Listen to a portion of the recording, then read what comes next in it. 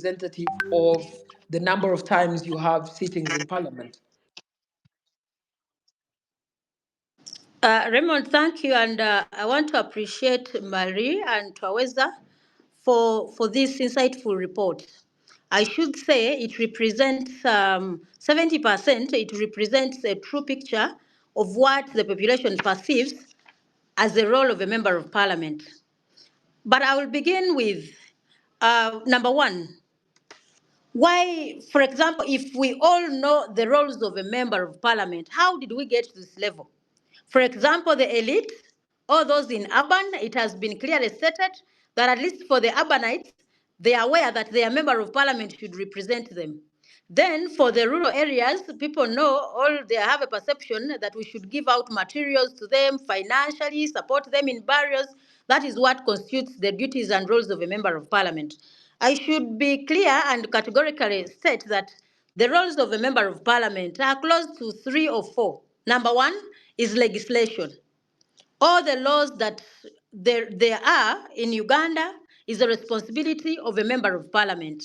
Yes, it is a joint effort, but approval of this legislation is by parliament. Two is representation. A member of parliament is supposed to represent the area that all the people that voted him or her. So representation is bring all the ideas that there is in your constituency to parliament. That is what constitutes representation. Three is oversight. When government allocates resources, it's the responsibility of a member of parliament to ensure that the resources that have been given to your area are put to good use, all serve the purpose for which they have been allocated through the budgets. And lastly is appropriation. Appropriation is to ensure, at least to ensure that the budgets that we do pass represent the people of this country, a pro-people budget. Most of you have been complaining about the budgets, low service delivery. Most of the money is spent in areas that are non-productive. So basically, those are the roles of a member of parliament. It is quite unfortunate that what the report, the results of the report do not represent a true picture of what the member of parliament should do. Though you should also not forget that corporate social responsibility is part of any leadership, is part of what we do, but it is very unfortunate that corporate social responsibility becomes the main role of an MP. For example, I should begin with how should an MP interface with the population? You should appreciate whoever is listening to this discussion.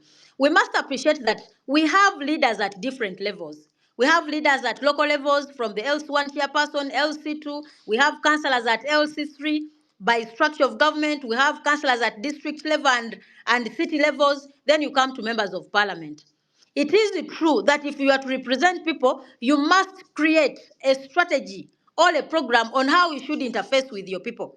However, I do to some extent agree that most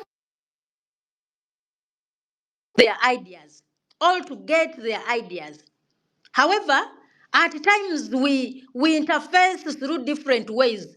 Some people get some of these ideas through going for burials, going to churches, going for functions, which is not a formal way. A formal way would have been to engage through meetings. Now, I should admit, as a member of parliament, we have a very big challenge of monetization of politics. Politics has been put commercial to the extent that it becomes hard for a member of parliament to convene a meeting when you don't have resources to, for example, pay for transport, for buy meals, drinks, and eats. So at times, members of parliament find it hard to convene these meetings under circumstances where you don't have money. And this has been, I think, this has people look at MPs as government, because all of you know that once government organizes workshops, it organizes meetings, government must have a budget for that. One will ask, as members of parliament, aren't you given a budget to go for and consult your people?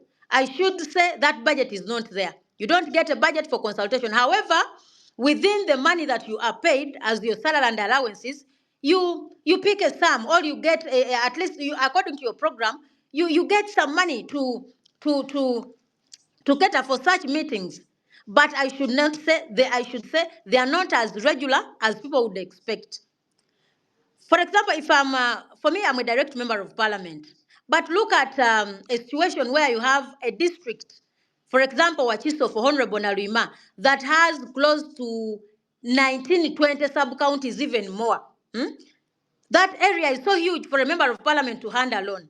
That is why we opt to using fellow colleagues or leaders at those lower levels to give a service to the people.